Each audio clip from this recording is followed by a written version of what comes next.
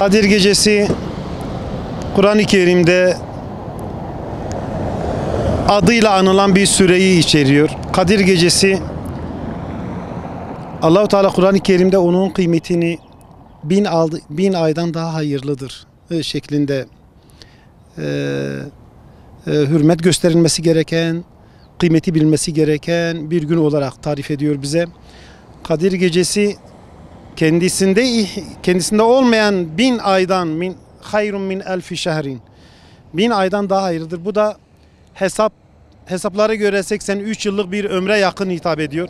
Yani güzel ihya edilen bir Kadir Gecesi kendisinde olmayan, yani Kadir Gecesi olmayan 83 yıldan daha hayırlı bir gecedir. Kadir Gecesini mutlaka tövbe ile, istiğfar ile, Kur'an-ı Kerim'i anlamaya çalışmak ile geçirmemiz lazım. Kadir Gecesi'nin memleketimiz, bölgemiz, şehrimiz hakkında hayırlara vesile olmasını diliyorum.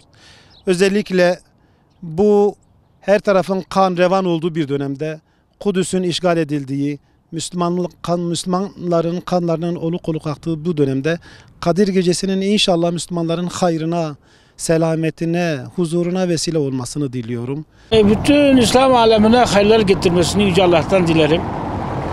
Sağlık, sıhhat, afiyet versin inşallah. Kadir Gecesi'ni nasıl geçireceksiniz? İnşallah ibadet ederek, ihya ederek.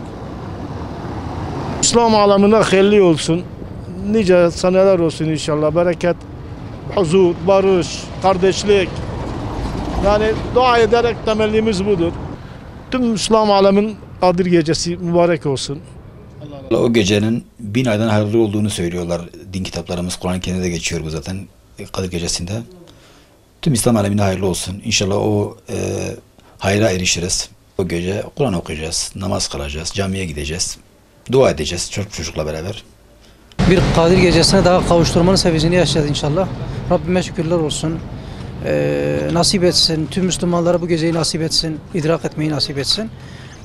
1000 aydan daha hayırlı olan Kadir Gecesi'nin öncelikle tüm İslam alemine hayırlar getirmesini temin ediyorum.